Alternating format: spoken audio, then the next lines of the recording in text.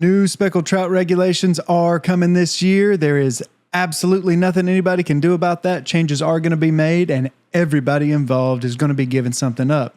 Now, I have been appointed to the Speckled Trout Advisory Committee, and part of my charge in that is to let you guys know what your options are going forward, to provide some of the facts for you and let you know how the process actually works. Now, before I go anywhere, guys, I know I have been to the Noose, the Pamlico, the Pungo, the New River. I have people in Wilmington. I have eyes and ears and my own fishing rod all over this state. I know how crazy it sounds, all right? But please stick with me, because if we're going to make any progress, if you want to have any kind of voice, then you have to put that aside and you got to accept the fact that the change is coming. All right, so if we're going to make any progress, we got to get together, we got to talk over the facts, and we have got to have some kind of a majority vote here. If we have a large group of the public speaking together, it's going to be a lot more difficult for them to do just whatever it is that they personally think is the best thing to do. So you do have a voice. You do have a voice in this. We just need to speak together. All right, so in something that's so controversial, how do we get people on the same page? How do we get together? Well, number one, we stick to the topic at hand. We take one individual topic at a time and we stick to that topic and we get very specific output. We get very specific feedback for that topic. So there are a few things that are going to hinder us from that, okay? Number one, there is no arguing of the science. The DMF science is what it is. It is already done. I will say one thing in regard to this. I have never seen, and based off our meeting I had with the director of the DMF the other day, she has never seen a single person come forward and have a problem with how bad the science is when that science is telling you to catch as many fish as you'd like to catch. Whether you agree with my statement there or not, it is true. No one comes forward arguing that the science is bad when it's just saying catch as much as you want, okay? So take that with a grain of salt and understand that even if you don't agree with that statement, that you still can't argue the science because it's not going to get you anywhere, right? We're not here to make a decision about the science. We're here to make a decision about speckled trout. Reductions are going to happen. Everyone is going to give something up. And if we can get together and speak logically, then we can have a voice about how those restrictions are going to be achieved. Number two, my hands are tied in this situation. And as such, to some degree, the hands of the public are tied in this situation. Now, there is a very good reason for this. So, DMF has given us a series of options to choose from. DMF's hands are, in fact, tied in a similar fashion. So, DMF has statute that guides the decision-making process for them. This is the guidance on which DMF has to make their decisions. Therefore, the things that they can suggest, while many of these things might not make the most sense to you, the things that they can suggest to meet this reduction must be quantifiable. It must be something on which we already have numbers, therefore meaning like we know that this type of fishing exactly has X percentage of impact on the population. Therefore, if we were to remove this type of fishing, or say fishing during this month and this month, we know that this month and this month accounts for X percentage of the fish that are taken, removed from the stock, then we know that if we remove this type of fishing, or if we remove fishing from this month or fishing from this month, then we get that specific percentage reduction that we are shooting for. So working from the biological perspective, looking at how the DMF does this, it must make that mathematical sense. So there are many things that we could suggest. We could even suggest circle hooks, right? We say, oh, well, everyone needs to use circle hooks everywhere, right? No, don't go crazy, right? I know many of you don't like it. I'm not even saying that we should do that. But if it is something that cannot be quantified by DMF, while it could absolutely help, we know the old drum fishery, we used circle hooks, and there's no question it's helped because the old drum fishery is amazing now in North Carolina, and there was a time when it wasn't. So these kind of things can help, but we need things that are quantifiable. So I can work more with the DMF as we go through this process. I'll be meeting with them Monday, Tuesday, and Wednesday of this week. So April 22nd, 23rd, 24th, we will be meeting. If there are other things that are strongly suggested by a large group of people, I will ask the DMF biologist, Can you quantify what the impact of this would be? And there may be ways for things. There may be things that are more palatable to the public that DMF might be able to quantify, but there are going to be a great many suggestions you might have. And again, while they may make the most sense in the world, if they are not quantifiable, then we cannot manage the fishery by using them. Okay, so number one, we cannot argue the science. Number two, our hands are tied to some degree. So I will be putting out things that are kind of in a box really already, because we have to stick to these quantifiable measures in order to reduce catch. All right, here we go. So for any of you who consider yourself a marine biologist, please feel free to read through this stuff. Now, I have read through this, and I'm going to give you a breakdown that's a lot more simple, because I don't think anybody really wants to sit here looking through this stuff. But if you would like to look through it, if you'd like to look through it carefully, please feel free to pause the video. We're only going to talk through this part right here, and then we're going to move on from there.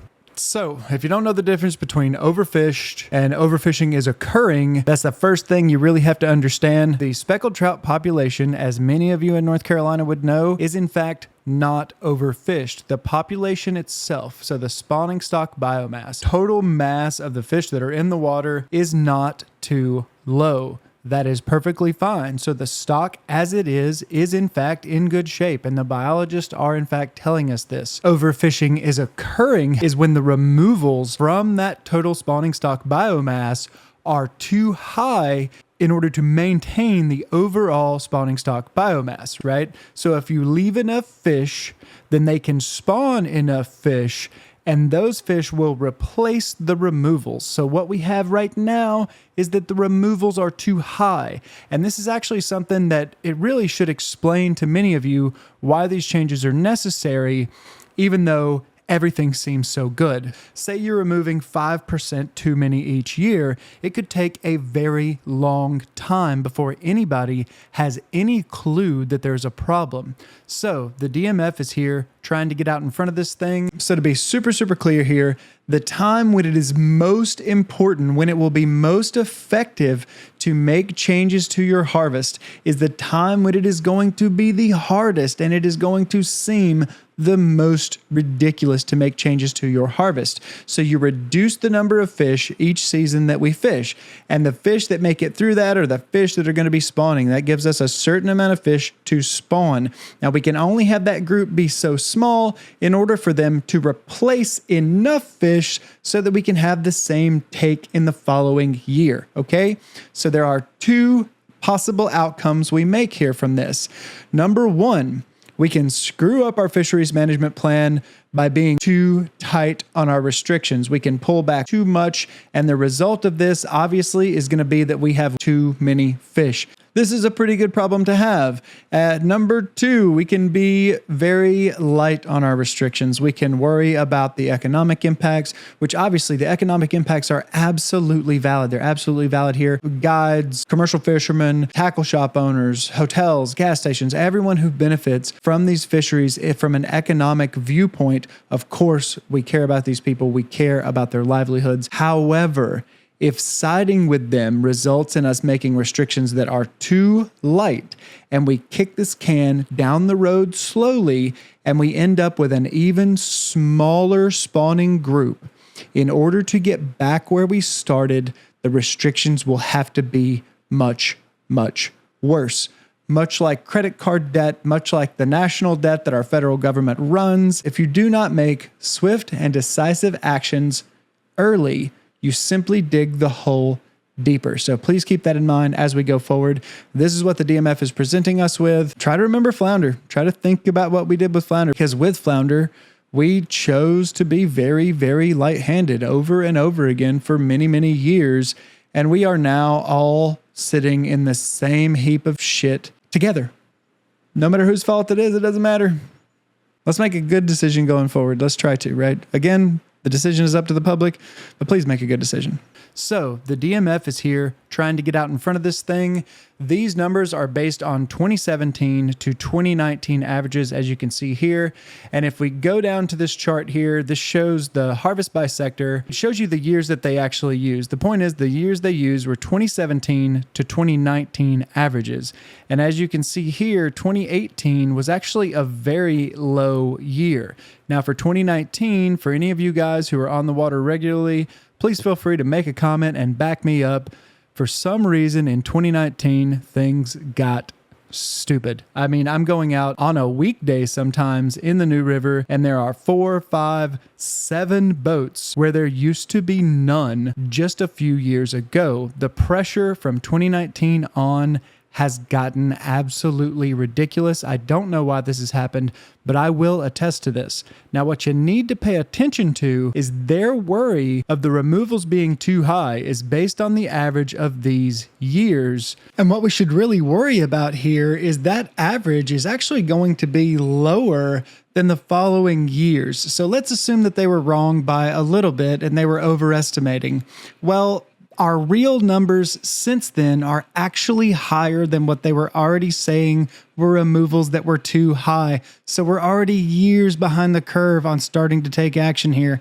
And again, I know the fishing's awesome. I've been on the noose myself. I know exactly how ridiculous it is. In the interest of time, because I was placed on the advisory committee very late and I have not had a lot of time to engage with this, I am going to go immediately from here, and I will give information that I feel is pertinent, but I am going to list the DMF recommendations, along with some things that I know several recs have already suggested to me, and things that I feel would also help, although they may not be quantifiable. Again, so we have to remember certain reductions are quantifiable and certain reductions are not, but we can add these things in, and these things may very well help, and they may help in a big way. Now, how that is going to matter is on the next stock assessment. So when the next stock assessment shows that we are actually doing a great job, then we can keep things the way that they are, and we don't have to kick this down the road. And the next time a stock assessment comes out, find out that we're supposed to catch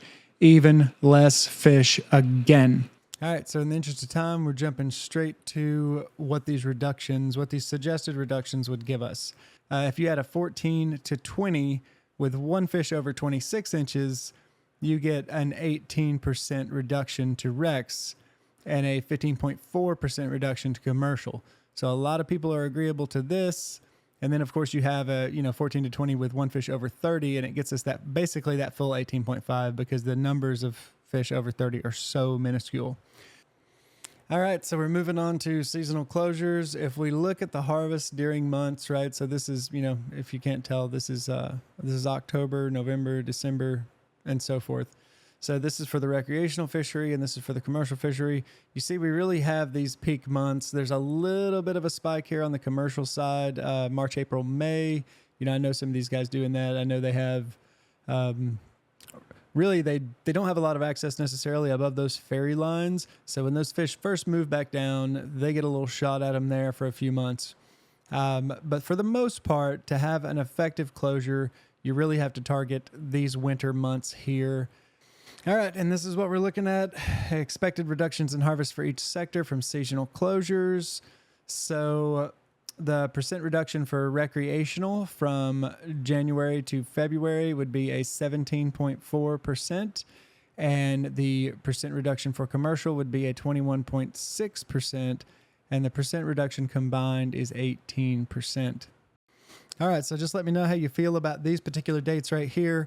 Now, the January to February closure, I feel like that's pretty palatable for a lot of our recreational fishermen for sure, and that's who I'm going up there speaking for. That's who I want to hear from. So let me know if there's anybody where January, February is just absolutely crushing to you.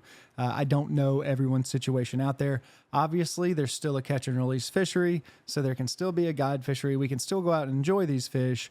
And actually, that 18% total reduction doesn't actually quite meet the mark, so we would have to have a little bit more from somewhere else, and we're going to talk about that now. So, bag and trip limit reductions. So it's important to note here that if you took it down to a 2-fish bag limit, So based off DMF numbers, the vast majority of anglers on average are only keeping 2 fish to begin with. So this doesn't actually reduce the typical take for most people. However, you would have a perception that it's a 50% reduction, right? So it's in here, and this comes from DMF data that comes from anglers that they're out there talking to. So it actually averages out to about 2 fish. Okay, here we go. So this shows the calm harvest reduction. So if it was 45 fish for a trip limit, it would be a 21.5% decrease for the commercial fishery. Now we do have to worry, again, nobody wants to see fish wasted. So again, it's going to come back to the anchored small mesh being the kind of the problem here. And again, I know how defensive our commercial fishermen are against like us trying to restrict their gear. There's a good chance that I'm just going to ask the commercial guys up there, hey, meet your reduction and actually stick to it so that I don't have to tell you what to do, right? But I am running over this, and it does matter, and everyone has an opinion on this. It affects everyone the way that we do this. So everybody has a vote depending on what each sector wants to do. Personally, I would love to just let the commercial fishery manage itself and to work out their own reductions. The problem is there's just a lot of mistrust, and in the past, we've not managed to make the reductions. Often on either side, we still, believe it or not, we still actually go over the harvest restrictions that are supposed to be set for flounder. We're still doing that. Yeah, again, so on this one, I think this one should probably be left up to the commercial guys to see how they want to manage that within themselves. Not really my wheelhouse. Okay, and back. So if I haven't already mentioned this here, a harvest reduction of 19.9% is required to reach the F20% threshold, while a harvest reduction of 53.9% will reach the F30% target. A harvest reduction of at least 19.9% meets the statutory requirement to end overfishing. Now, it is important to note here that the reductions we made during flounder, while we just went rolling down that horrible hill to where we are now, were meeting the statutory requirements to end overfishing. They did not work. The measures did not work. So please keep this in mind as we go forward. Now that harvest reduction of 53.9%, it sounds just as insane to me as it does to all of you. But the DMF is trying to tell us that this is going to meet that target. So it is up to you how you would like to place your vote, but we're going to run back down here to the combined management measures again, and we may be able to meet that ideal reduction with some of these combinations that could be very palatable to us. And there are other things that have been mentioned, although I don't think they're quantifiable. I know that the majority of our guides have been willing to give up guides limits. And as many of you know, this would not be a totally insignificant thing. All right, so looking at these options, you can read over these yourself and use your own judgment based off what I have told you. Now, please remember, folks, that it is always going to seem insane. It is absolutely going to seem insane, but you would much rather mess up and have too many fish and then have the DMF come back to us and have to admit that numbers were wrong and we have way too many fish. And the next time we revisit it, we could actually increase a limit. I don't think we've ever done this in North Carolina. Redfish might be an exception. I think there was a small increase in what the commercial like bycatch allowance was allowed to be for red drum, but don't quote me on that exactly. I think it was increased by like a few fish. Other than that, though, this is not really something that happens in North Carolina because we have never been overly restrictive on things and then got to go back in the other direction. But please use your judgment and let's not kick this can down the road too far. Let's screw up on the side of having too many fish for once. Again, I'm here to represent the people of North Carolina, not myself. That is just my personal take on it. That's what I would like to see because I feel like it's the better way to mess up. I feel like if we're not positive about the outcome, then we should just err on the side of being careful. Many of you might like the look of this. So December to February, I know there's not an enormous amount of people in the creeks with me in New River, although New River sucks so bad that nobody's hardly fishing it anymore. And there's probably more of you up on the noose. But this is probably the most restrictive one. I think it actually would be palatable to a large number of our recreational fishermen. Again, I don't know how many of you, but it would put option 4K would put a closure for December to February. So while these fish are really just like fish in a barrel, sitting in the back of the creek, and we're back there beating on them, 9,000 of us all together, it would close it. So the bag limit would change, but given we could still go back there and catch and release those fish. So we still have that option. You still can go and enjoy the fishery. You just wouldn't be able to eat the fish from December to February. Setting a 2 fish bag limit. Now, this is going to sound bad to a lot of people. It sounds like a 50% reduction, but according to these surveys that the DMF has done, and I'm sure people like me are included in this because I really don't keep fish very often. I only keep fish when my kids tell me they want to eat fish because my wife's not crazy about it. So a 2 fish bag limit actually doesn't reduce overall the number of fish that the average person is keeping, because there are so many of us that just catch and release these fish or just keep 1 or 2, right? When I keep fish, I just keep enough for dinner that day. I don't like to freeze fish and thaw them out and eat them later. But that would hit a 14 to 20 inch slot as well with 1 over 24, right? So you're still able to keep, if you catch a trophy fish and you want to go get your citation, you want to weigh it in, you want to set a new state record, then you still have that there. And this is going to give us a huge reduction of 56.2% in the recreational fishery. Again, we're going to have issues here. We are going to have issues here with dead discards. So dead discards are still on the table, but I think if we make a 56.2% reduction, dead discards is going to be fine.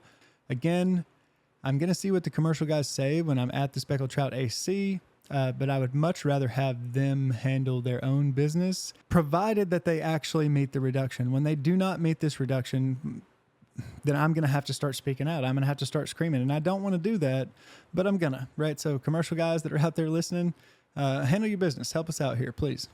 Okay, down to the adaptive management framework, right? And I really like the adaptive management framework. This lets us move quickly to try to push stuff around, to actively change things. So this is parts 1 and 2 of adaptive management framework. They're explicitly tied to an updated stock assessment and implementation of management measures intended to reduce or allow for additional harvest to achieve or maintain sustainable harvest in the spotted sea trout fishery.